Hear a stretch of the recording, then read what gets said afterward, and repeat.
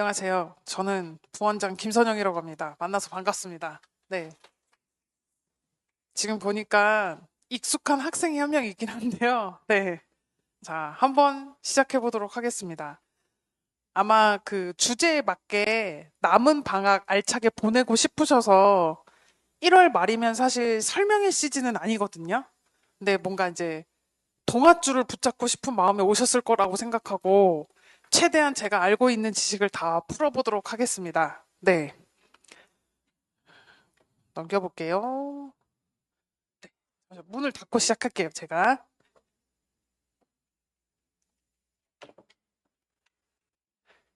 이거는 막 어마어마한 건 아닌데요. 결국 학생들 종착지가 대학교, 좋은 대학교 가고 싶은 거잖아요. 거기 문턱에서 봐야 되는 시험이 하나 있어요. 수학 능력 시험이라고 줄여서 수능이라고 부르죠. 요새 줄임말이 되게 유행이더라고요. 최근에 제가 들었던 줄임말 중에 못 알아들은 말이 두쫑크였어요. 네. 그래서 그게 뭔가 했더니, 네, 두바이 쫀득 쿠키라고 저도 아직 안 먹어봤는데, 그래서 수능인데 많은 변천사가 있습니다. 수능에는. 그러면 그때마다 만점자가 안 나올 것 같지만 항상 나옵니다. 그럼 도대체 그 친구들은 그 변화무쌍한 수능에서도 어떻게 살아남았는지 궁금하시잖아요. 그 유형이 이래서 혹은 시간이 부족해서 이런 핑계가 통하지 않는 게 사실 시험이고요. 그거에 대한 피지컬을 키우는 시간이 저는 중등 과정이라고 생각하거든요. 근데 그게 배우는 과정이 중등 과정이 아니라 물리적인 학년이 중학생일 때 저는 그거를 꼭 키워야 된다고 생각하는 사람이에요. 뭐 어떻게 키울지 한번 볼게요. 우선은 이거는 만점자고요. 요거는 그냥 넘기도록 할게요. 어, 제가 아무것도 시청하지 않거든요. 네, 삶이 바빠서 맨날 허덕여서. 네, 제가 쇼츠로 꼭 챙겨보는 넷플릭스 핫한 프로그램이 하나 있습니다. 그게 이제 흑백 요리사인데 어머님들은 아마 다 아실 거라고 생각해요. 보시지 않으셨다 하더라도 구조는 다 아실 거라고 생각하거든요. 우선 기본적으로 백수저님이라고 칭해지는 셰프들이 나오고요. 흑수저라고 칭해지는 셰프님들이 나오는데 혹시 만약에 수학의 실력을 가지고 수학의 피지컬을 가지고 백수저랑 흑수저라고 칭한다면 네, 어머님들 자녀분들은 백수저에 혹시 속한다고 자신 있게 손 드실 수 있는 분 혹시 계신가요? 아, 이거는 그냥 들으셔도 되는데 네. 그러면 흑수저인가요? 아니면 그 애중간한 어디 중간에 낑겨져 있나요? 근데 제가 뭐 다 보진 못했어요. 저도 이거를 막 다 매회 챙겨본 건 아닌데 백수저라고 칭해지는 그 사람들의 그 이력이 어마어마하더라고요. 제가 아는 그냥 단순히 유명세만 가지고 저기에 들 수 있는 게 아니라, 네, 어마어마한 이력이 있는데, 그 중에서 제가 조금 좋아하는 두 명을 우선은 손꼽아 봤습니다. 저 손정원이라는 셰프는 왜 유명한지 봤더니, 요리에도 되게 다양한 장르가 있잖아요. 그래서 프랑스식도 있고, 한식도 있고, 뭐 양식도 있고, 일식도 있는데, 다른 분야에서 미슐랭을 스타를 단 셰프가 단 한 명이래요. 그래서 저 친구가 그래서 엄청 유명하더라고요. 그 다음에 에드워드 리는 뭐 여기 그냥 제가 갖고 왔어요. 네, 그냥 보기만 해도 네. 근데 이런 자기가 만약에 이제 백수저에 딱 준하는 수준이 아니라고 생각을 했을 때 수학 실력이 뭐 흑수저까지는 아니더라도 가고 싶은 방향이 상위권이면 저는 이런 사람들을 다 뛰어넘을 만큼의 시간과 에너지와 노력을 투자해야 된다고 생각하거든요. 자, 근데 그 흑백요리사 2는 네, 최강록 셰프라고 백수저가 우승하신 건 다 아시죠? 근데 원에서 흑수저인데 이제 우승한 친구가 있어요. 근데 제가 우연히 기사로도 보고 유튜브로도 이제 좀 봤는데 이 친구가 이탈리아를 되게 유창하게 해서 사람들이 막 이탈리아에 오랫동안 거주를 하고 거기서 엄청 배운 셰프라고 알고 있는데 딱 1년 반만 있었대요. 근데 왜 그렇게 잘하는지 봤더니 거의 삶을 그냥 거기에 녹아서 살았다고 하더라고요. 그래서 아침 9시에 출근을 해서 그냥 하루 종일 요리해서 새벽 1시까지. 그래서 하루에 16시간, 일주일에 100시간씩 일하면서 살았다고 하더라고요. 근데 9시에 출근인데 9시에 가면 그냥 잘린대요, 다음 날에. 9시 전에 모든 준비를 마치고 9시에 시작을 해야 되는 스케줄을 살았다고 하더라고요. 만약에 우리 친구들이 피지컬이 안 길러지고 문제 훈련이 덜 되어 있다고 저는 생각하면 반드시 방학 때 그만큼의 총량을 저는 채워야 된다고 생각하는 사람이거든요. 근데 그렇다고 무식하게 막 졸려 죽겠는데 눈을 비비면서 하는 걸 저는 원하진 않아요. 효율이 높은 피지컬을 높이는 걸 저는 원하거든요. 그래서 그 방법에 대해서 조금 이제 설명을 해보도록 하겠습니다. 왜 그러냐면 이거 좀 빠르게 넘길 건데요. 표준 점수라고 수능을 보면 원점수 말고 자기가 그 점수를 난이도에서 다시 조정한 점수가 나와요. 근데 얘랑 같이 나오는 성적표에 기재된 게 100분이라고 등수가 나오거든요. 근데 어머니 생각해 보세요. 내가 8등을 하는 친구예요, 반에서. 근데 나는 5등을 너무 하고 싶어요. 이거잖아요. 성적 높이고 싶은 거는 사실 등수를 높이고 싶은 거잖아요. 그럼 5등이 원래 하던 피지컬이 있을 거잖아요. 그럼 내가 8등인 친구면 5등이 원래 하던 피지컬을 넘어서는 피지컬을 가야 내가 5등 앞에서 4등이라는 걸 할 거잖아요. 근데 어머님들이 되게 많은 착각을 하시는 게 8등 피지컬을 유지하면서 5등이 되고 싶어 하세요. 네. 학생도 그래요. 너무 신기해요. 네. 그러니까 자, 반에서 그러니까 여기 학생이라고 가정을 해볼게요. 근데 저기도 시험을 보고 있지만 그래서 이게 순번이 매겨지잖아요. 참 냉정하죠. 치열하고. 여기 1등인 친구가 있고, 2등인 친구가 있고, 3등인 친구가 있고, 4등인 친구가 있고, 5등인 친구가 있다고 가정을 해볼게요. 선생님, 저희 지금 5등인데, 선생님 부탁드려요. 3등 되게 해주세요. 그럼 여기 다 제 수업 듣는 애들이잖아요. 어머님, 생각을 해볼게요. 그럼 3등 되는 애는 소홀히 하면서 5등만 가르쳐 주시는 거 아니야, 제가요. 다 같이 하면서 다 같이 올라가는 성장 속도를 저는 보셔야 된다고 생각하고요. 우선은 중학교 때는 절대적인 원점수에 민감하셔야 되는 학년이라고 생각해요. 그래서 어느 정도 궤도에 오르면 그다음부터 가속이 붙는 건 되게 빠르거든요. 그래서 문제 훈련이 매우 중요하다고 저는 생각이 됩니다. 우선은 요거는 조금 빠르게 넘길게요. 요거에 대해서 네. 그 서울대랑 연세대랑 고려대랑 다 어떻게 모집을 하냐면요. 어머님 자녀 세대에서는 이제 수능도 잘 봐야 되는데 학교 성적도 잘 받아야 되는 네, 그런 세상이 펼쳐집니다. 그래서 이제 고등학교 가서 지금 우리 친구들이 배우는 고등 과정에 대한 내신 점수도 바로 나와야 되지만 수능까지도 끝까지 다 모든 과정을 총괄해서 가져가야 되는 네, 이게 2028 대학교 입학 전형이에요. 이거는 이제 너무 많이 들으셔서 이미 아실 거라고 생각하고 이것도 조금 빠르게 넘길게요. 자, 우선은 자, 그러면 뭘 배워야 되는지 정확하게 말씀을 드리도록 하겠습니다. 친구들이 고등과정 기준으로 공통수학 1, 공통수학 2, 그 다음에 대수, 미적분, 확률과 통계를 이제 배우면 되는데요. 이 과정에 대해서 교육청이 어떻게 가지고 단원별로 명시가 되어 있는지를 제가 한번 가지고 와봤어요. 자, 여기 2차 방정식 이참수가 매우 중요한 파트거든요. 여기가 근데 중학교 3학년 1학기 과정에 나와요. 여기를 소홀히 하고 공수원, 공수투, 대수, 미적분을 모래 아래 성을 쌓으면 계속 무너져요. 네. 근데 이 무너지는 게 어떻게 무너지는지는 이따가 다음 연사 오유빈 선생님께서 소개를 해주실 거라서 저는 좀 여기는 빠르게 넘길 거고요. 마찬가지로 기하 파트도 3학년 2학기 때 삼각비 원의 성질이 나오거든요.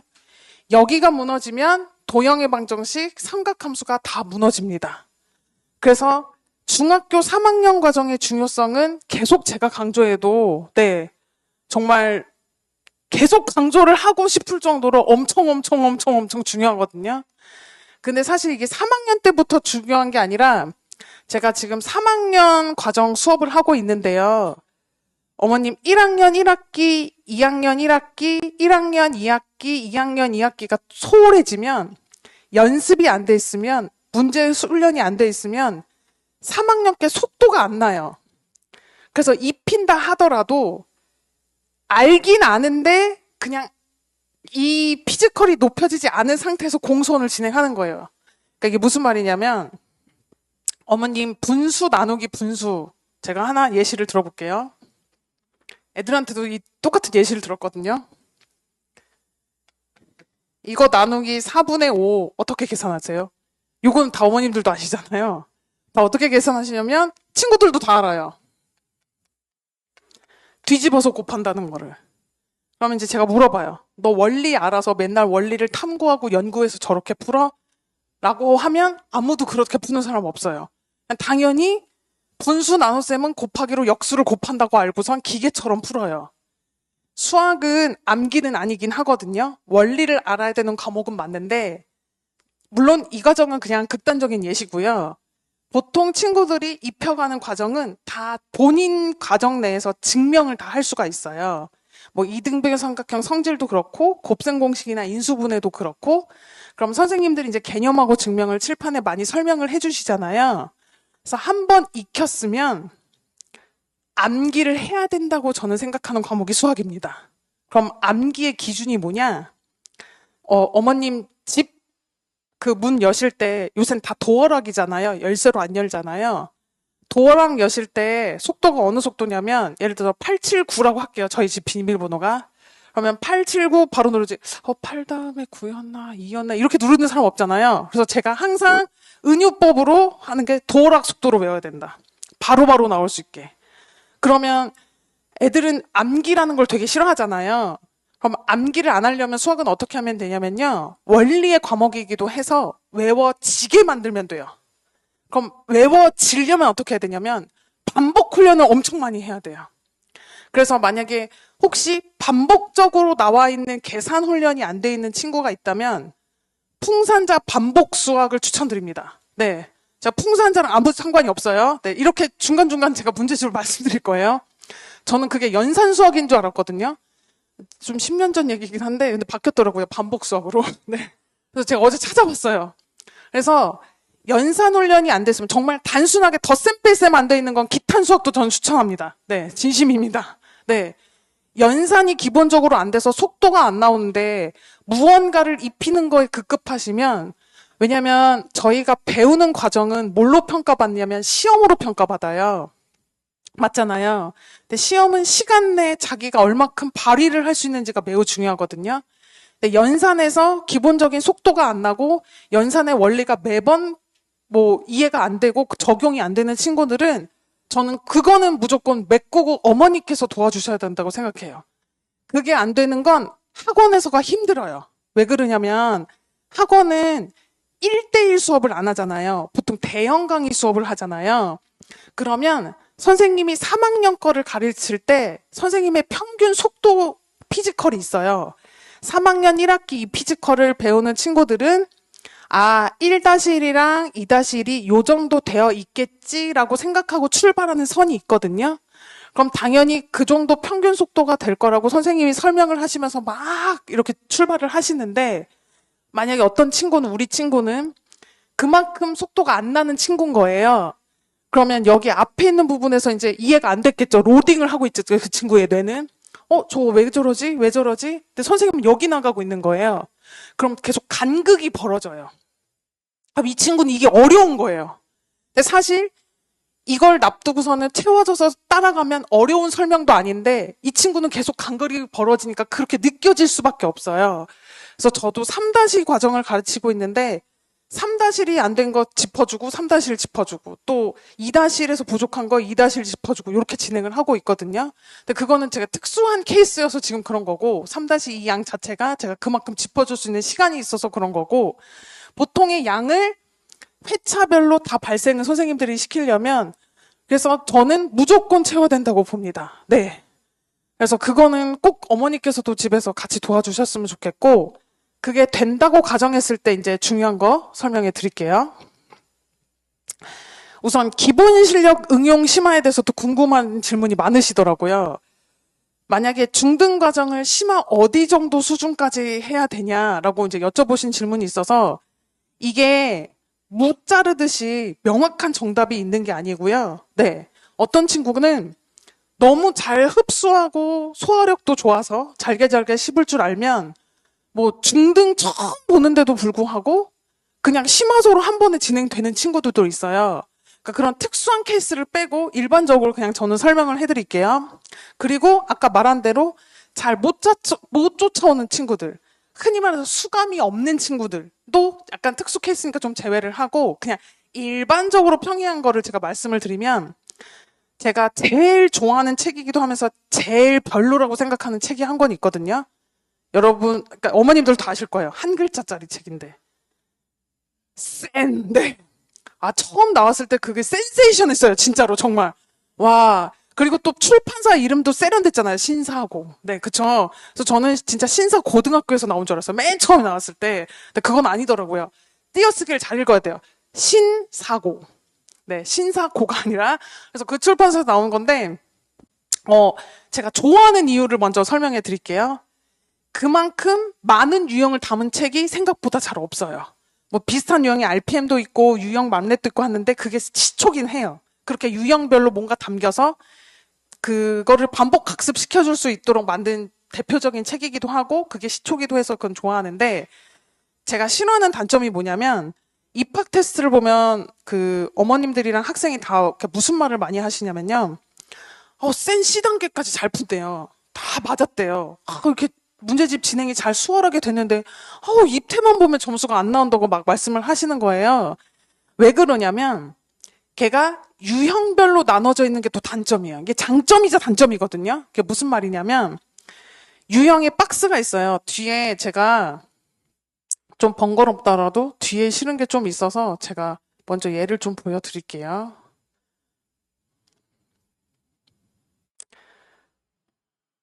제가 이게 앞으로 갔다가 뒤로 갔다가 조금 번거로우실 수 있는데 제가 우선은 네, 저 이거 싫어해요. 얘를 풀려고 하는데 얘가 이 아이디어가 나와야 되거든요. 배웠다면. 근데 얘가 다 가이드를 제시해줘요. 2차 방정식의 두근이 알파 베타일 때 이렇게 푸세요. 그럼 벌써 사고가 틀이 정해져 있는 상태에서 그 유형을 풀기 시작하는 거예요. 그럼 그 줄을 쫙 잘 풀어요. 얘를 보고 베끼는 거니까. 베낀다는 표현을 좀 쓸게요. 네. 그러니까 이 순차적으로 유형 풀고 20번 유형 풀고 21번 풀고 2차 방정식 시험수 다 풀었는데 다 섞여서 나오잖아요. 시험은. 아까 제가 평가는 시험으로 받는다고 했는데 이거 근거계수 써야 되는 건지 아니면 판별식 써야 되는 건지 친구가 구분을 해야 되는데 누가 가이드를 자꾸 해주는 거예요.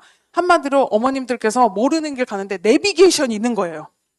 내비게이션이 있는 상태로 길을 찾아가는 거예요. 근데 갑자기 혼자 찾아가려니까 어디로 가야 되지? 막막한 것 같은 느낌. 그래서 반드시 센 유형선 좋습니다. 하고 나면 섞여서 시험지처럼 생긴 모의고사 형태 문제집을 같이 보완을 꼭 해주셔야 돼요.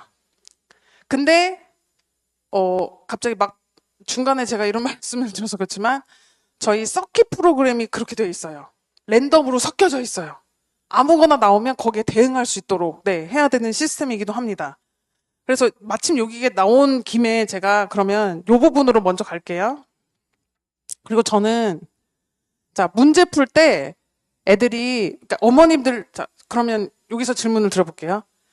수학 문제는 고민해서 5분이든 10분이든 붙들고 본인이 풀 수 있을 때까지 푸는 게 맞아요. 아니면 고민이라기보다는 빨리빨리 문제의 반응 민감도를 높여서 시간 내에 지지부진하지 말고 빨리빨리 풀어 제끼는 게 맞아요. 둘 다! 둘 다도 맞아요. 맞아요. 둘 다 맞는데 저는 요즘 친구들한테 무슨 얘기했냐면요. 그 상위권 애들이 고민하는 부분들이 있거든요. 상위권 애들은 뭘 고민하냐면 되게 어려운 문제 한 문제 가지고 요거 한 장짜리 찢어서 화장실 가서도 고민해보고 쉬는 시간에도 고민해보고 그래서 다양한 방법으로 해석을 해봐요. 근데 그 다양한 방법 해석은 상위권일 때 하는 거예요. 제가 말씀을 드릴게요. 그럼 중위권 하지 말라 이게 아니라 흔히 쓰는 관용 표현들이 있어요. 우리 일상생활도 그렇잖아요. 야, 모래 위에 성수하면 다 무너진다. 그게 은유법인 거잖아요. 네, 근데 다 알아듣잖아요. 저희끼리 관용 꼬여서 속담이어서 아주 자주 쓰는. 제가 여기 관성의 법칙이라 갖고 왔어요. 그래서 그 수능을 볼 때 친구들이 막판에 하는 최상위권 연습은 뭐냐면 관성에 젖어들지 말자를 연습해요. 흔히 이거면 이런 유형이겠지 하고 있는데 문제 끝까지 안 읽고 실수하고. 근데 그 유형이 아니었던 거예요. 맨날 나오는 그 패턴이 아니었던 거예요. 그래서 자꾸 문제 끝까지 읽어보라는 건 중위권을 넘어섰을 때. 그럼 내가 기본 개념을 배우고 그러니까 중난이도까지 혹은 중상 난이도까지 도달하려면 관성이라도 있어야 돼요. 관성이 있은 다음에 관성을 없애는 거지 없는 걸 어떻게 없애요? 근데 친구들이 되게 착각을 해요. 그래서 제가 2개를 갖고 왔어요. 이거 되게 많이 나오는 표현이거든요. 이게 바로 0.1초 만에 제가 아까 말씀드린 도어락 수준. 네, 도어락 디디디디디딩 탄젠트가 바로 안 나와요. 근데 이 뭐 응용 문제를 막 C단계 붙들고 있는 거예요. 그건 저는 의미가 없다고 저는 생각이 됩니다. 그러니까 각 유형별로 저는 이거 뉴턴의 1법칙인데 관성이 무조건 있으면 야 이거는 뻔해 뭐겠어. 그거를 대답할 줄 아는 애가 응용을 더 깊이 들어가고 심화를 더 깊이 들어가는 게 맞다고 생각하거든요. 그래서 시중에 풀려져 있는 그냥 서점 가셔가지고 그 전시되어 있는 진열대에 있는 아무 문제집이나 사셔도 돼요. 네, 다 비슷비슷합니다. 그 문제집을 아무 페이지나 띡 피고 야 이거 어떻게 푸는 거야? 그러니까 일반서 그냥 기본 개념서 심화서까지는 아니더라도 대중서 했을 때 다 대답할 수 있으면 그때는 이제 한 문제 한 문제를 고민하는 게 저는 맞다고 생각해요. 근데 이게 거의 그냥 바로 자동 반사 저는 돼야 된다고 생각해요.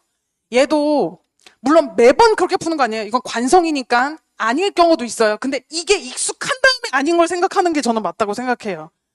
자, 여기서도 사인 코사인은 요 삼각형을 전 좀 바라볼 수 있다고 생각하거든요. 왜냐면 빗변을 이용해서 만드는 삼각비라서 요게 반지름 길이가 1이니까 빗변을 이용할 때 1이면 되게 간편해지는 효과가 있어요. 그럼 내가 그거를 할 줄도 아는데 다른 것도 할 줄 아는 건 걔는 다 아는 거예요. 근데 이것도 무너져 있고 뭔가 선생님이 심화하는데 심화도 열심히 예쁘게 필기하고 뭔가 이해는 됐는데 자기 건 하나도 없어. 이거는 쌓기가 너무 힘들어져요. 그래서 제가 또 갖고 왔습니다.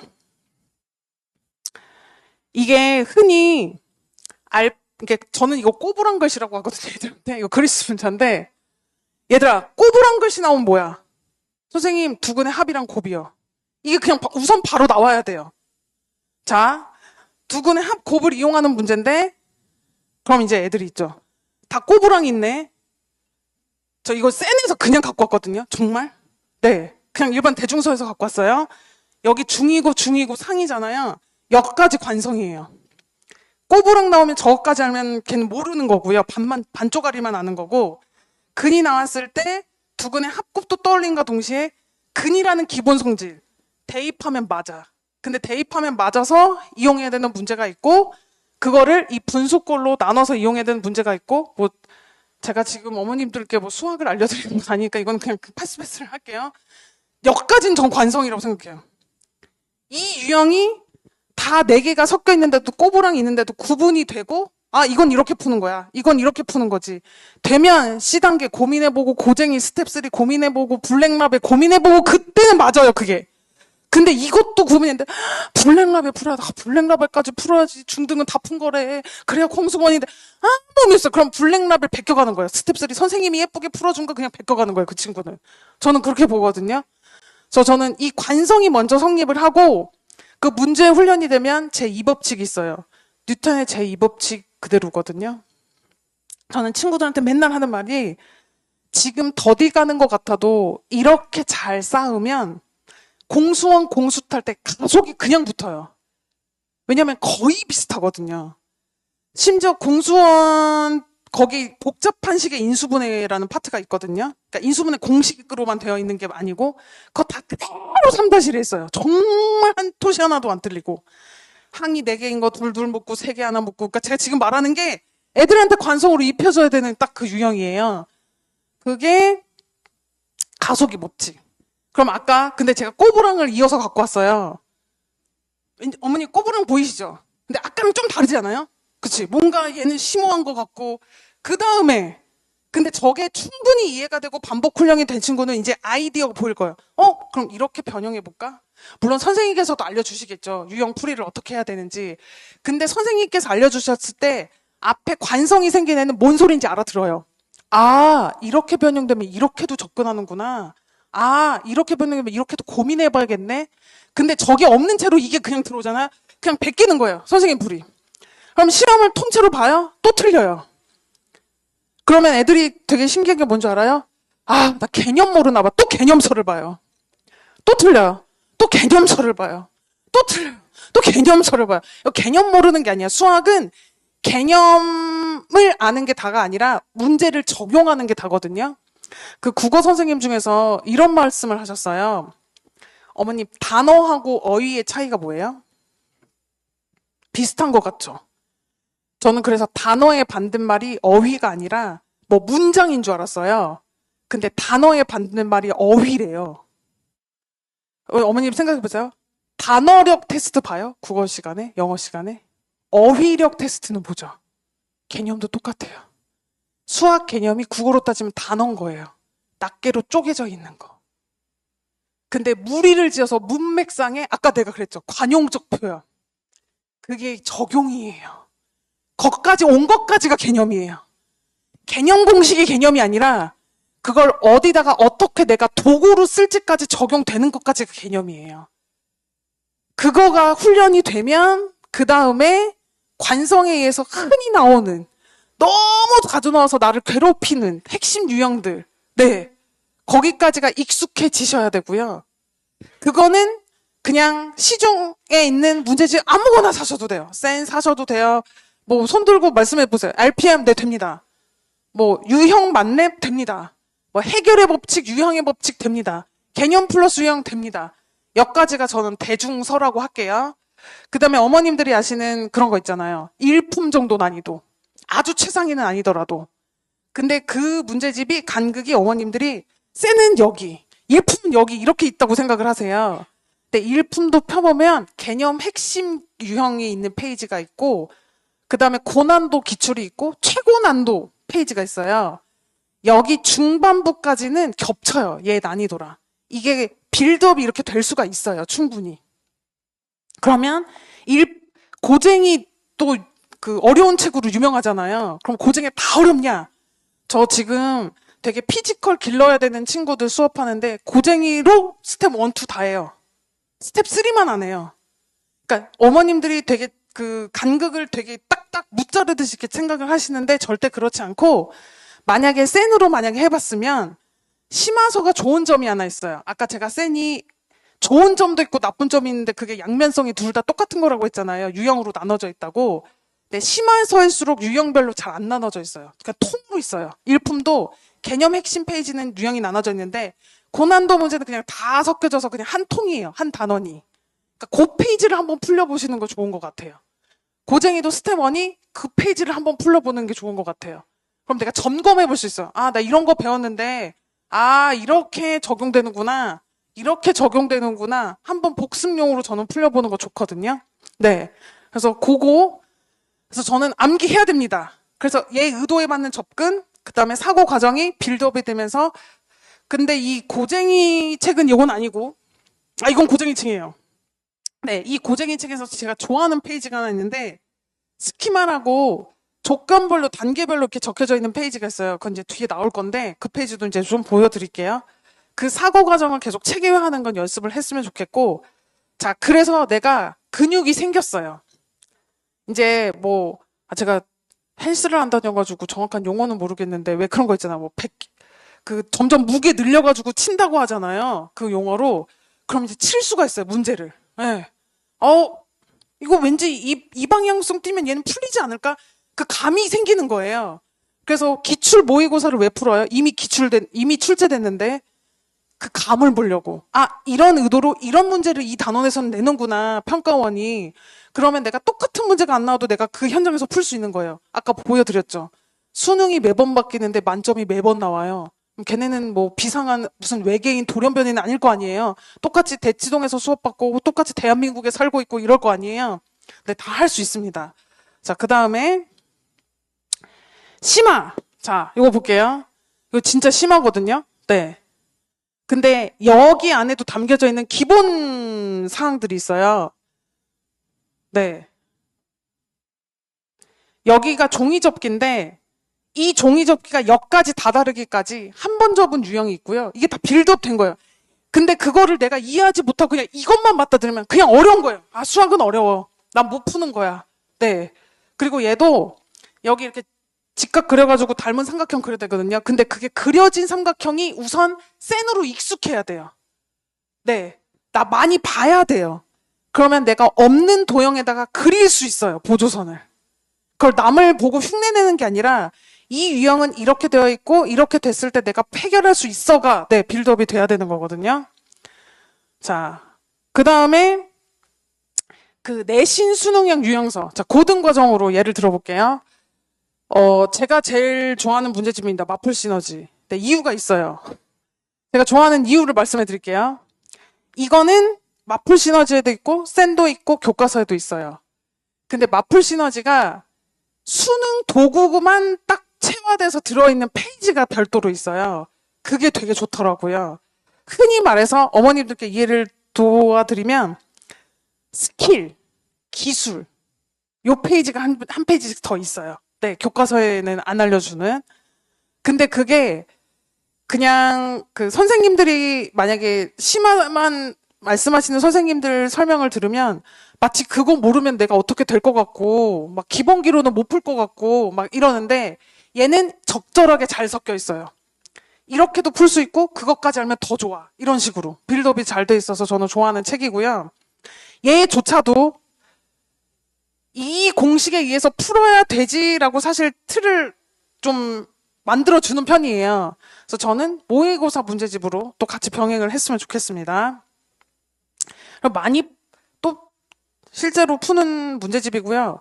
그리고 요 문제집이 또 뭐가 좋냐면 유형이 그 정형화되기보다는 빌드업 되는 게 되게 잘 돼 있어요. 이 페이지가 넘어가면 모의고사 기출을 또 명확하게 명시가 되어 있거든요.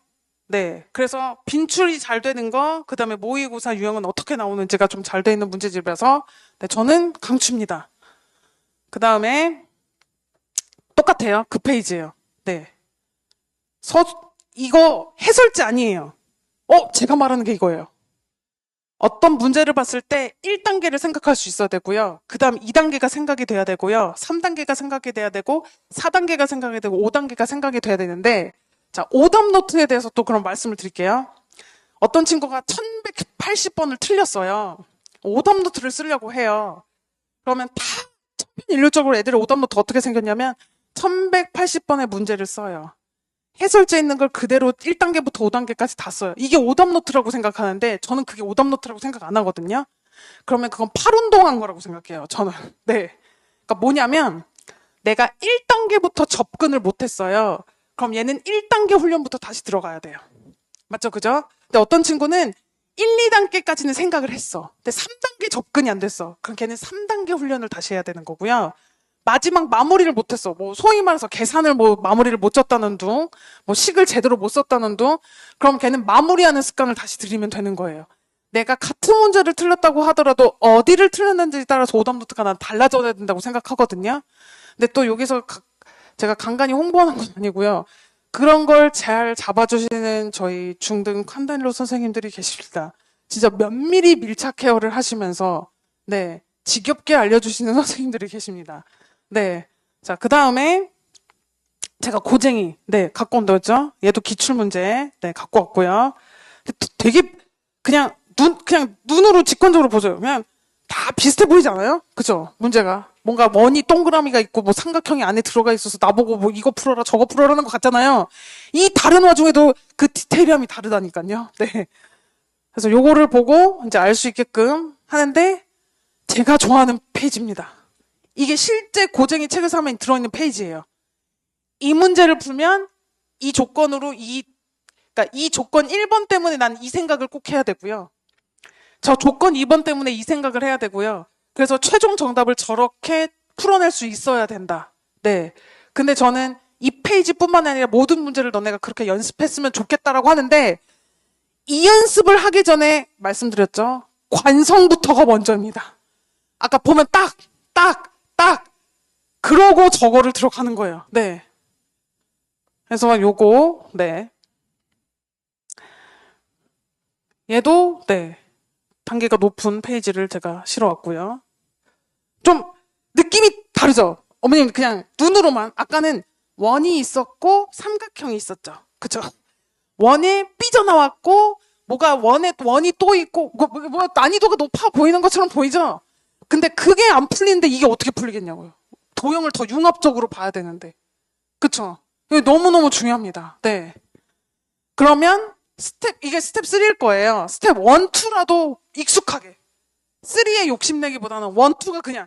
그러면 웬만한 주변 입태 7, 80점은 무조건 나와요. 어머님들이 100점이 다 무너져서 100점이 안 나올 거라 생각하는데 중간 난이도만 완벽하게 익숙하게 하면 7, 80점은 어느 입태든, 그러니까 저희 입태 빼고요. 저희 입태가 좀 어렵거든요. 네.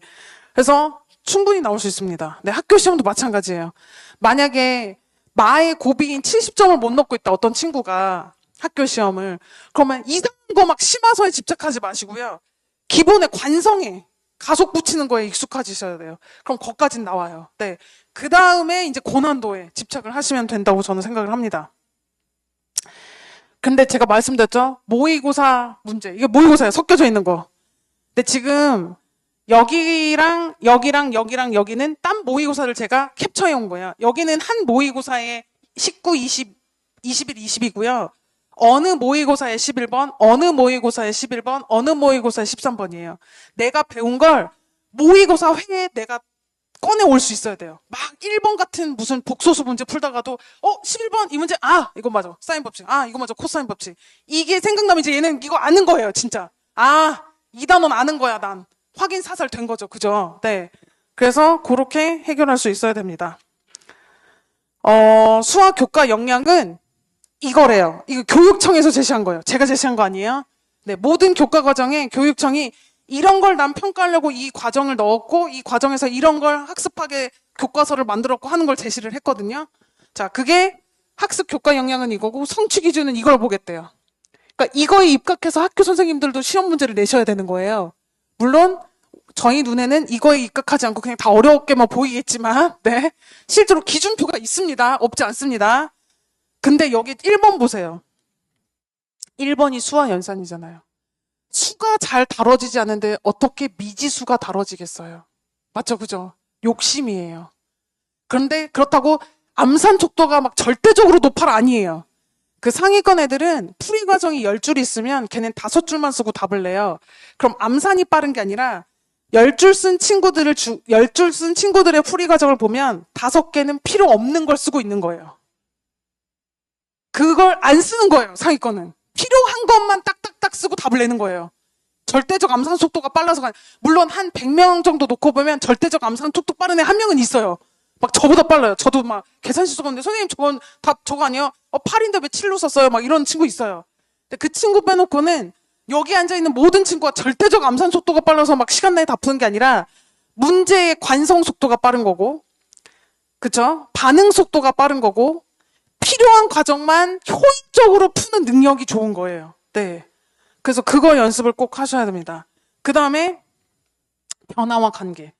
사실 딱 수학하면 어머님들이 떠오르는 두 단어가 있을 거예요. 방정식 함수. 그냥 그거는 그냥 너무나 익숙하게 들으셨잖아요. 근데 함수가 누군가를 변화하는 걸 관계식으로 나타내는 게 함수예요. 당연히 저건 중요할 수밖에 없어요. 내가 그걸 그래프로 그리고 그거를 식으로 나타내는 건 당연히 중요할 수밖에 없습니다. 그 다음에 함수 방정식만큼이나 어머님들에게 익숙한 두 단어 대수, 기하. 그럼 대수도 평가했으면 기하도 평가할 거잖아요. 나오잖아요. 그쵸? 자, 그 다음에 대두되고 있죠. 우리 학생들은 수능 공통 과목이 이제 뭐가 되었죠? 확통. 왜? 이렇게 정보가 난무하는 세상에 정확한 데이터를 내가 입력할 줄 알고 출력할 줄 아는 능력이 되게 매우 중요하잖아요. 심지어 제 제자도 다 반도체 기업에 다니는 그 제자 무리가 있거든요. 딱 진짜 지금 시기에 만나서 얘기한 것도 아니고 한 2020년인가? 좀 오래됐어요. 제 첫 제자가 결혼해서 애를 낳았어요, 어머님들. 네. 아무튼 20살처럼 보이죠? 네, 알고 있어요. 네, 자. 아무튼 그래가지고 자료와 가능성. 근데 그 친구들도 그랬어요. 선생님 진짜 요즘은 회사가 챗 GPT를 잘 다루는 회사원과 아닌 회사원으로 그냥 나뉜대요. 그냥 그게 난 기사로만 있는 말인 줄 알았더니 거기 직접 다니고 있는 삼성반도체 뭐 다 뭐 하이닉스 외국계 반도체 다니는 애들이 말을 그렇게 해주더라고요. 아, 진짜 그렇구나. 네. 저도 못 다루는데. 그러니까 당연히 이거 중요한 그쵸. 평가 기준이겠죠. 그죠? 성취 기준이겠죠. 자, 이거 4개 잘하면 된대요. 내가 수학을 공부해서. 맞죠? 그죠? 앞으로의 미래에 중요한 거겠죠? 자, 그래서 수와 연산, 단원이 관련된 거는 요거고요. 그 다음에 그래프 유형 관련된 단원. 근데 지금 제가 중등 과정의 목차를 지금 계속 소개하고 있는 거예요. 그러니까 무슨 말씀을 드리려고 하냐면 고등 과정 이전에 이미 중등 과정에서 이렇게 훈련이 돼야 된다는 걸 네, 명확하게 제가 말씀을 드립니다. 이게 안 됐는데 그냥 쓱 수박 걸딱깨시로 가서 통 수학 원만 잘하면 돼. 막 이건 진짜 아닌 것 같아요. 네. 자, 그 다음에 도형과 측정 단원. 네. 그 다음에 자료와 가능성. 네. 이거 진짜 알아야 돼요. 네. 공수원의 경우의 수 애들이 CP는 배웠는데 이걸 어떻게 식을 쓸지 몰라서 못해요. 네. 경우의 수 나열하는 거, 이웃하는 관계 이거 다 이때 나오거든요. 진짜. 네. 그리고 네, 분산의 개념 이때 처음 나옵니다. 네. 중등 3학년 2학기 때 분산 표준 편차. 아까 수능에도 표준 편차가 적혔잖아요. 네. 실생활에 실제로 쓰이고 있는. 자, 그러면 고등 수학은 이거래요. 근데 이 첫 페이지가 똑같이 진행돼요. 여기에 대수면 대수라고 쓰고 미적분원이면 미적분이라고 쓰면 이 그냥 글자가 다 똑같아요. 자, 그러면 고등 수학은 뭐를 평가하는지 한번 볼게요. 교과 과정에. 자, 저는 이 말도 되게 좋아요. 적극적이고 자신감 있게. 저 말에 아무도 포인트를 주지 않는데 저는 친구들 보고 무슨 말을 하냐면 물론 제가 샤이한 친구들한테는 제가 다가가서 좀 개별적으로 봐주긴 하는데 전 그 말을 진짜 많이 합니다. 얘들아, 모르면 모르는 사람이 적극적이어야 돼. 적극적일 때 받아들일 수 있는 게 10이면 소극적이면 5개만 밖에 못 알아. 근데 너네 손해잖아. 그거 연습해 지금부터. 그리고 학교 가면 선생님들한테 그냥 미친 척 찾아가 봐. 안녕하세요 선생님. 그러면서 선생님 문제집 그 책상에 문제집 못 꽂혀 있는지도 좀 보고 얘들아. 그럼 그 문제집 좋아하시는 거겠지. 저는 이 말도 진짜 많이 해줘요. 내가 적극적이면 얻어갈 수 있는 게 더 많아요. 네. 그래서 이 말도 진짜 많이 해주거든요. 여러 가지 문제를 해결한다. 네. 그리고 추측과 정답. 이거 얘만 있잖아요. 그러면 그냥 스무고개, 내 추측, 상상. 근데 얘까지 있기 때문에 추론이 되는 거거든요. 근데 애들은 자꾸 추측만 해요. 대충 도형 보고 이거 왠지 60도인 것 같아. 그럼 심지어 종이 찢어보고 각도 재는 애들이 있어요. 선분의 지우개 길이 이렇게 하는 애들이 있거든요. 네. 그래서 그거 아니고 정당화. 이 정당화가 뭐냐면 아까 그 사고과정, 체계화. 이게 정당화예요. 이것 때문에 얘가 합동이기 때문에 얘는 60도일 수밖에 없어라고 생각하는 친구는 답이 오답일 수가 없어요. 그 친구는. 근데 감으로 푸는 애는 마침 선생님이 그림을 이상하게 그려가지고 60도처럼 보이게 그렸으면 걔는 틀리는 거잖아요. 네. 그 다음에 이거 너무 중요해요. 편리함. 제가 아까 말했죠. 효율을 높여야 된다고. 이게 내가 풀이 과정을 써서 편리하다고 느껴야 되는데 풀었어요. 막 1시간 걸려가지고 이 문제 풀어서 답은 맞았는데 애들이 또 착각이 뭔지 알아요? 답이 맞으면 다시 안 봐요. 내가 풀이 과정도 맞았다고 생각하는데 전 그래서 애들한테 뭐라고 하면 해설지도 봐라고 말해요. 물론 여기서 이제 전제 조건이 있어요. 친구들 딱 스캔을 해보고 넌 보면 안 돼 하는 친구들도 있어요. 네, 그러니까 이게 무슨 말이냐면 내가 푼 방법이 과연 얘 의도에 맞게 효율적으로 풀었는지 다시 한번 점검하는 거 매우 중요해요.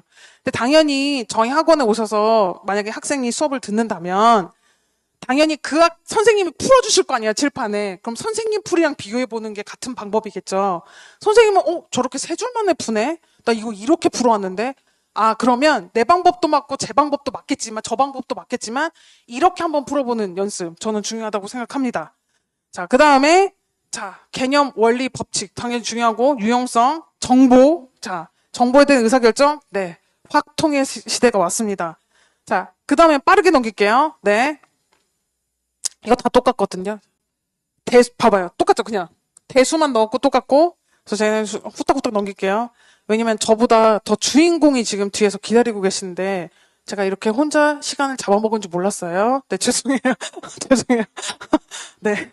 그래서 확률과 통계, 네, 같은 말이에요. 어차피 같은 말이고, 제가 그 애들의 유형에 따라서 조금 그 문제집을 분리해 놓은 게 있는데, 이것도 좀 빠르게 넘어갈게요. 왜 친구들 중에 한 번 안 주면 엉덩이 안 띄고 막 집중해서 잘 푸는 유형이 있고, 막 5분 앉았다가 화장실에서 물 먹다가 뭐 이렇게 하는 친구들이 있잖아요. 저는 중간 지점을 찾는 걸 추천합니다. 자, 물 먹고 뭐 하는 친구들은 양을 정해주세요. 그럼 어머님들이 평균치를 모르니까 양을 어떻게 정해줘야 하는데, 한 문제 2분 잡아주세요. 일반 대중서면. 심화서 말고요. 네. 한 문제 2분 정도. 자, 그러면 60분에 몇 문제 풀 수 있어요? 30개는 풀어야 돼요. 알겠죠? 그죠? 자, 근데 친구의 피지컬에 따라서 좀 다릅니다. 평균치를 저는 말씀드리는 거예요. B를 기준으로 말씀드린 겁니다. 그러면, 야, 여기까지 풀고 자, 쉬자. 이렇게 좀 정해주면 좋고요. 집중에는 안 그래도 집중을 하니까 가만히 놔둬야지 라고 생각하시는데 절대 가만히 놔두면 안 돼요. 집중형 친구들 중에 또 대다수가 어떤 친구들이면 엉덩이만 붙이고 앉아만 있는 시간이 긴 경우도 되게 많아요. 네, 절대 그거 방지해야 돼요. 양 체크하셔야 돼요. 네, 시간 대비 양이 많아야 돼요. 뭐 앉아는 10시간은 있었는데 꼴랑 한 단원밖에 안 풀면 그건 10시간 차라리 잠을 자라고 하세요. 네, 얘들아 잠자. 차라리 얘들아 야 집중할 땐 집중해야 돼. 저 진짜 어제 그랬어요. 자, 10시간 앉아있는데 꾸벅 어떤 애가 졸고 얘기해. 자, 집에 가서 자. 안 있어도 돼. 네, 저는 그랬습니다. 네. 자, 그래서 좀 이제 집중형 친구들은 저렇게 다 섞여져 있는 문제, 집중 잘하니까 유형별로 나눠져 있는 문제보다는 이런 거고요. 자, 요거는 문제집 이름만 제가 빠르게 넘어갈게요. 시험 직전, 이거 리허설의 약자예요. 이 문제집 되게 좋아요. 네. 근데 고등과정밖에 없어요. 그러니까 공수원, 공수투, 대수, 미적분원. 근데 요렇게 돼 있어요. 약간 많이 나오는 유형별로도 잘 묶어져 있고, 그 다음에 모의고사 유형으로도 잘 묶어져 있는, 네, 문제집입니다. 저요. 그 다음에 센비, RPM, 일품, 절대 등급, 그냥 일반 대중서죠. 네, 요거는 환기형 친구들. 네, 저런 거 시험 직전 리허설 풀려고 그러면 그냥 엉덩이 더 들썩들썩 하겠죠. 근데 센이 딱 유형별로 나눠져. 야, 유형 4개 풀고 자 쉬자. 야, 이렇게. 네, 이거 박스가 있죠? 저 이 박스 싫어합니다. 참고로. 그러면 박스가 어떻게 해요? 있는 걸 뭐 없앨 수는 없잖아요. 자, 제가 그래서 드리는 말씀. 여기를 가립니다. 포스트잇으로. 자, 맨 처음 학습할 때는 일로 가요. 이 정방향. 자, 복습할 때는 포스트잇 가리고 얘를 풀어본 다음에 이건 그러면 내가 한 요약본을 하면 어떤 유형일까? 한번 써보는 것도 저는 추천. 오히려 거꾸로. 처음 학습할 때는 정방향 가는데 얘를 가려놓고 푸는 거예요. 그러면 이 유형들은 뭘 묶어놓을 걸까? 아, 인접하는 뭐 도형에 색을 칠하는 문제 유형. 뭐 이렇게만 적어도 이 친구는 인지하고 있는 거잖아요. 네, 저는 그것도 추천입니다. 자, 또 빨리빨리 넘길게요. 자, 그 다음에 있잖아요. 막 심오한 연구 탐구 좋아하는 친구들. 이게 원리를 파헤치고 에디슨이 아니라 탐구를 좋아하시는 분이 에디슨 말고 뭐 많은 사람들이 있었겠지만, 네. 그래서 그런 친구들은 이런 한환수라고 한 권으로 완성하는 수학이거든요. 저거 고등에서 진짜 많이 써요. 그리고 저는 이 책을 요즘 셋 중에 제일 좋아하는 게 정석 저 좋아하는데요. 제가 20살이잖아요. 근데 20살은 아니거든요. 저때 정석은 진짜 정석이었어요. 지금 정석은 무늬만 정석인 것 같아요. 저는 그냥 저한테는 네, 홍 아저씨하고는 아무 상관없는 저희가 개인적인 그냥 발언입니다. 네, 좀 약간 과정도 교과정도 많이 바뀌고 가벼워지면서 정석의 옛날 오리엔탈한 향을 좀 잃어버린 것 같은 느낌이 있어요. 전 개인적으로. 그래서 오히려 트렌디한 수학의 바이블, 이게 오히려 대체로 저는 더 좋은 것 같거든요. 근데 그런 친구들은 근데 이 한한수가 좋은 게 스킬까지 다 있어요. 네, 수능형 도구까지 다 있어서 하는데 이거를 그냥 읽으라고 하세요. 책 읽듯이. 그런 친구들은 막 이렇게 연구하는 거 좋아하는 친구들은. 네. 근데 그런 친구들조차도 시험으로 평가받잖아요. 근데 막 시험 볼 때 탐구 정신을 갑자기 발휘하는 친구들이 있어요. 제발 하지 마라 얘들아. 그건 집에 가서 수행 평가 볼 때 발휘하는 건, 시험은 관성적으로 바로바로 나와야 돼요. 네. 그다음 고쟁이 맞불 시너지는 아까 설명했으니까 갈게요. 그 다음에 이제 자기주도적 학습이나 수동형이나 다, 저는 좀 계획표가 뭐 별도로 문제집에 있지 않더라도 좀 계획형으로 네, 했으면 좋겠습니다. 자, 그 다음 네, 이거는 꼭 잠깐 퍼즐하고 할게요. 수동형은 나를 아주 많이 잘 괴롭혀주는 좋은 학원을 찾으시면 되는데 그게 콴다일로입니다. 네, 자신 있게 말씀드릴게요. 네, 그리고 저희가 서킷이라고 해가지고 딥다이브예요. 네, 근데 어머님들이 딥다이브 하면은 좀 이름이 어색하실 것 같아서 뭐냐면 우리 서킷 돌잖아요. 그 자동차 활주로 할 때 그래서 한 바퀴 두 바퀴 그 도는 거 그래서 여러 바퀴 돌아서 유형을 익숙하게 만들어서 서킷 트레이닝이었거든요. 이전 명칭이. 그래서 그게 뭐냐면 패드로 문제 푸는 거예요. 근데 패드로 문제 풀면서 애들한테 취약한 부분이 반응하게끔 되어 있어요. 근데 사실 애들이 같은 단원에서도 유독 취약한 부분이 각자 다 다르잖아요. 근데 선생님 맨날 저 꼬부랑만 설명해. 아, 근거계수관계 근거. 근데 얘는 근거계수관계는 잘 풀어. 근데 판별식을 못 풀어. 일수잖아요. 그러면 그 부분을 취약한 부분을 집중적으로 네, 훈련시키는 프로그램에서 매우 반응이 좋습니다. 진짜 도움이 많이 된다고 자기가 취약한 부분이. 왜냐면 나 판별식이 약한데 문제집 한 권 더 사면 또 근거 계수관계부터 풀어야 되잖아요. 또 판별식은 한 3문제밖에 없고. 근데 그것만 집중해서 풀어줄 수 있는 시스템이라고 보시면 되고요. 이렇게 분석해서 나옵니다. 겨울방학이, 네. 기적을 거꾸로 하면 적기잖아요. 네. 그래서 지금 아직도 늦지 않았습니다. 한 달이나 남았잖아요, 무려. 한 달이면 뭐든지 할 수 있는 기간. 근데 저는 이걸 좋아해요. 이게 그 어떤 다이어트 회사 광고 문구거든요. 근데 저는 너무 좋은 게 한 번에 빠르게가 아니라 하나씩 바르게. 저는 수학이 이게 되게 중요한 과목이라고 생각하거든요. 근데 저는 더 바꿀게요. 이것도 하고 이것도 할게요. 근데 꼭 왜 하나만 해야 돼요? 둘 다 하면 되잖아요. 그죠? 네. 그래서 하나씩 바르게도 하는데 빠르게도 할 수 있게끔. 네.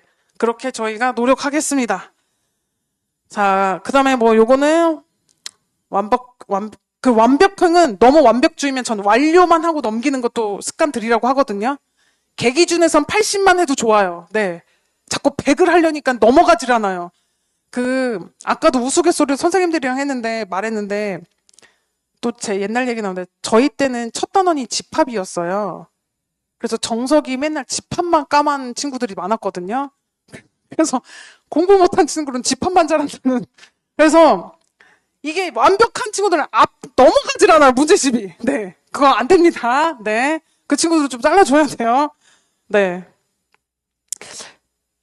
그래서, 그리고 잘 안 쓴 애들. 저런 빈칸 넣기. 네, 좀 저는 추천이고요. 뭔가 잘 안 쓰고, 풀이 과정이 소홀하고, 이게 책 이름이에요. 수학의 단거나. 네. 그래서 저게 다 넣게 돼 있어요. 그래서 막 요런 문제 있잖아요. 정의를 쓰고 조건을 쓰고 조건을 유도하시오. 아예 단계별로 쓰라고 돼 있어요. 저 책 자체가. 네. 하도 안 쓰니까 네, 저런 책이 나왔어요. 네. 절대 눈으로 풀지 말고 손 움직이게끔. 네. 그래서 저는 단위 시간당 문제 해결력이 중요하다고 생각합니다. 앉아있는 시간도 중요한데, 물론 앉아있는 시간만큼 비례는 하겠죠. 절대적 비례는 아닐 수 있다는 거. 네. 그래서 관찰을 제가 해야 됩니다. 저는 그래서 잔시선 주는 거 되게 좋아하거든요. 제가 없는 공간에 있는 걸 되게 불안해하는 스타일이에요. 그래서 저는 오늘도 설명회여서 클리닉이 원래 있는 날인데 제가 설명회 때문에 클리닉을 집중 못할 것 같아서 아예 안 불렀어요. 불러놓고 제가 안 할 것 같으면 저는 안 부릅니다. 왜? 못 믿어요, 학생들. 죄송해요. 믿는데 못 믿겠어요. 한두 번 뒤통수를 맞아본 게 아니어가지고. 그래서 대신 다음 주에 2배로 하는 걸로 약속을 했습니다. 그치? 연우야? 네. 자, 그래서 이렇게, 네. 유명한, 네, 수학 전공서적 제목인데, 어머님, 하나를 다 읽어내기 위해서 지금 하는 거 다 잘해내고 싶죠? 그죠? 다 이거 잘했으면 좋겠잖아요. 어마어마한 고난과 역경이 있습니다. 칭찬 많이 해주시고, 격려 많이 해주시고, 어머님들은 그냥 좋은 역할만 해주셨으면 좋겠어요. 어차피 지금 엄마 말 안 듣잖아요. 그쵸? 근데 굳이 나쁜 말 할 필요 없잖아요. 그럼 나쁜 말은 제가 할게요. 저한테 전화를 주시면 됩니다. 선생님, 이러이러한데, 선생님이 그러면 제가 진실의 방에 이제 데리고 갑니다, 이제. 네, 진실의 방에 있어요. 네. 애들이, 그래서 그 정체 없는 진실의 방을 되게 궁금해요. 선생님, 진짜 진실의 방인가요? 거기가 어딘데요? 그래서 있어. 근데 사실 없거든요. 있긴 있어. 교무실에 가면 되는데, 네. 약간의 윽박용? 네. 그렇긴 하거든요. 그래서 해주시면 되고, 네. 저 박서준 때문에 갖고 온 게 아니라 이 문구 때문에 갖고 왔어요. 네. 박서준 때문에 갖고 온 게 아닙니다. 네. 박서준도 좋아합니다. 네. 자, 그래서 아까 그러면 아까 그 패드 취약점만 해준다는 거 한번 경험해보고 싶은데요. 궁금하시면 저희 입학 테스트로 충분히 경험을 해보실 수 있습니다. 비슷한 시스템으로 되어 있어요. 그래서 1차 테스트와 2차 테스트로 되어 있으니까 한번 본인 위치도 점검해보면 저는 추천을 하고요. 저희 수업이 5시간인데 어떻게 됐냐면 2시간 반, 2시간 반이에요. 2시간 반 동안은 담당 선생님이랑 만나서 판서 수업으로 진행을 하고요. 2시간 반은 아까 말씀드린 그 패드로 문제를 푸는 시간인데 누적 테스트 포함이에요. 근데 선생님마다 좀 스타일이 달라서 누적 테스트는 지면으로 보시는 선생님도 있고 누적이 아니라 그날 배운 건 너무 중요해서 그날 걸 좀 테스트 봐야겠다는 선생님은 그날 거 보시는 분들도 있고 아니면 그날 배운 섞인 유형이 너무 많아. 이거를 완벽하게 하는 게 더 중요할 것 같아. 그럼 생략하시기도 하는데 기본적으로 누태가 있습니다. 네, 약간 선생님의 재량껏 선생님의 스타일은 다 다르다는 거는 말씀을 드릴게요. 그럼 끝났을걸요? 그 패드로 하면 풀이가 좀 못 보는 거 아니야? 저 봅니다. 네, 여기 색깔로 있는 건 제가 풀이를 도와준 거예요. 네, 저 다 돌아다니면서 제가 딥다이브 총괄이에요. 그래서 저한테 등짝 맞는 친구들이 있거든요. 어머님 죄송해요. 제가 등짝 스매싱을 좀 해요. 왜냐면 졸아서. 근데 그게 혼내는 게 아니라 저는 졸면 물 마시고 왔으면 좋겠고 얼음 먹었으면 좋겠고 화장실 갔다 왔으면 좋겠거든요. 네. 그래서 아까도 막 꾸벅꾸벅 하는 애 가서 자라고. 그게 저는 막 혼내듯이 야, 나가 이게 아니라 진짜 전 그랬으면 좋겠어요. 네. 그래서 근데 애들은 그렇게 안 알아듣는 거 아니지 않겠죠? 네. 자, 그래서 이렇게 네. 그리고 저희 로드맵 마지막으로 제시하고 제가 1시간을 채웠어요. 근데 재미있으시죠? 네. 그러실 것 같아요. 오케이. 자, 그러면 제가 3견씩 저희 평균 3개월입니다. 근데 평균 3견이라고 말씀드리는 이유가 학기 중에 중간에 뚝 뛰어가지고 갑자기 새 진도를 나가기가 쉽지가 않더라고요. 그래서 1월, 2월 그러니까 12월부터 사실 12월 중순부터 출발해서 3개월이고요. 그 다음에 3, 4, 5, 6, 그 다음에 7, 8 이렇게. 네. 그래서 네. 저는 이제 물러가겠습니다. 요거는 이따 질의응답 시간에 어떻게 하면 되는지 만약에 점핑을 하고 싶으면 방학 특강 같이 하면서 단계별로 가실 수가 있어요. 네. 그래서 다음 제가 이제 소개를 해드리면 저희 방학 특강 모든 이 선생님 방학 특강 강좌는 모두 마감이 됐습니다. 네, 첫 번째로 마감이 된 열정이 너무나 넘치시는 얼마나 열정이 넘치시냐면 목소리가 지금 갈라졌어요. 왜냐면 방특부터 시작해가지고 지금 풀강을 달리시고 있어가지고 그래서 그 목소리 부분은 제가 좀 양해를 구할게요. 근데 그러면 막 이렇게 거구가 들어오실 것 같잖아요. 근데 저 최고에서 어떤 그 목소리가 나오는지 저도 모르겠어요. 열정이 진짜 하늘만큼 찌르시는 저희 콴다이로 대표 강사입니다. 오유빈 선생님을 소개하겠습니다. 제가 모시고 올게요. 네.